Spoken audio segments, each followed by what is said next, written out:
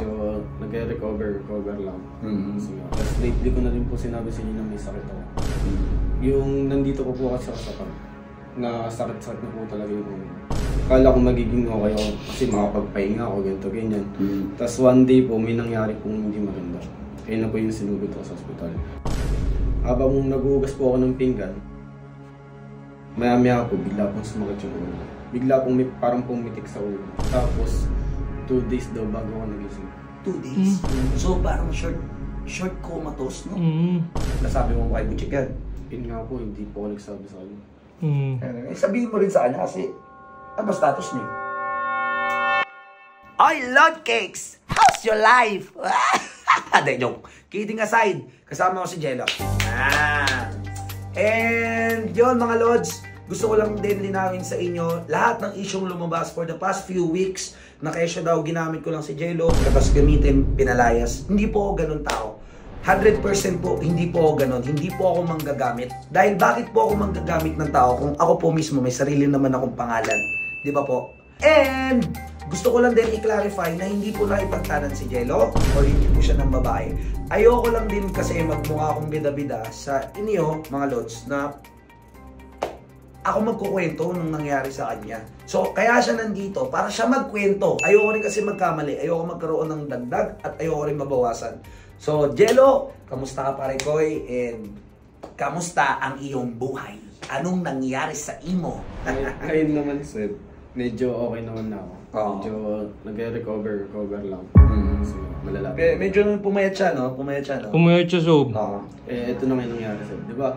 Ito pong nakaraang buwan, nagpaalam po ako sa inyo na magpapahinga po ako na 1 week. Oo, kasi nga, ang sabi mo, nai-stress ka. Nai-stress ka sa nangyari doon sa inyo dati kay Aris. Yung doon sa barbar nyo, tsaka kay Alamat, kay Senki. Okay, tapos, sige. Ayun po, nagsekreto po talaga ako sa inyo. Tapos lately ko na rin po sinabi sa inyo na may sakit ako. Yung nandito ko po kasi ako sa pag, na sakit-sakit na po talaga yung ulo mo. Oo, di lagi sumasakit yung ulo mo, okay? Tapos yun na din po yung reason kung bakit di po ako nakakapag-vlog. Hindi po ako nakakapag-upload ng mga video minsan kasi po sobra po talagang sakit ng ulo. Then yung umuwi po ako sa bahay, akala ko magiging okay ako kasi makapagpahinga ako, ganito, ganyan. Tapos one day po, may nangyari pong hindi maganda. Kaya na po yung sinugod ako sa ospital. Yun po yung nangyari nun, sir. Habang naghuhugas po ako ng pinggan, maya-maya po, bigla pong sumakit yung ulo. Bigla pong parang pumitik sa ulo. Na sobrang sakit. Iba yung sakit, iba yung intensity ng sakit. Ano yan? First time mo maranasan yung ganong kasakit? Sobrang iba talaga yung sakit sa ulo. Okay, okay. Tapos after nun, habang naghuhugas ako, hindi ko lang pinansin kasi inisip ko baka pagod lang yun, stress lang din. Tapos yun, maya-maya, hindi ko na namalayan, tumumba na ako. Kuya! Kuya! Ano nangyari sa'yo? Ma! Mas kuya, patay na yata!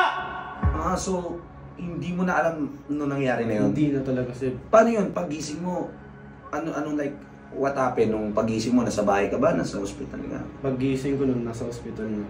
Tapos, 2 days daw bago ako nagising. 2 days? So, parang short comatose, no? Hindi ko alam yung term, pero parang short comatose yung 2 days. Parang, hindi ko... Tagal yun, ha? Hindi normal yun. Hindi naman daw siya. Ano daw findings ng doktor? Sabi sa akin ng doktor, may namamaga daw talagang ugat sa utak ko. May namamagang ugat sa utak mo? Okay. Buti nga daw naagapan kasi kung hindi madadaan daw yun sa aneurysm. Ay, gago. Ano yun tol ha? Pag na-aneurysm ka, sobrang laki ng possibility na madits ka dun. Buti na ano ka. Buti nga po. Sino nagdala sa'yo nun? Yung mga kapatid ko. Yung mga kapatid mo? Buti po, bigla po silang dumating. Yung time na yun. Kasi kung hindi po, mas makalala po mangyayari sa akin. Buti na lang talaga. Ngayon, saan ka ngayon nakatira? Dito lang po, malapit. Ba't hindi ka bumalik dito? Dito makapagpahinga ka? Ayoko muna, Sob. Ayoko muna din kasi maging pabigat muna sa inyo eh. Gago, di ka naman pabigat. Ayoko Ano lang iniisip din po mo? na Pabigat ka? Ayoko lang din naman na may iniisip kayo about sa akin. Hindi na, wala na. Saka... Ito ha, nung nag-ambagan kami, yung dun sa ospital mo, ngayon narinig ka bang pabigat ka sa amin? Wala naman eh. Natatakot din naman po kay Alamat baka anong mangyari sa akin. Hindi.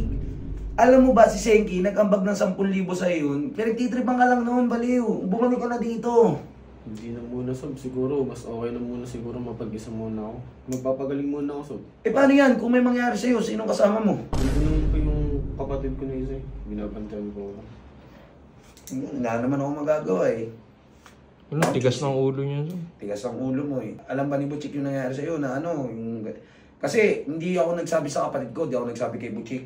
Kasi nga, ayoko na sa akin manggaling. Nasabi mo kay Butchik yan.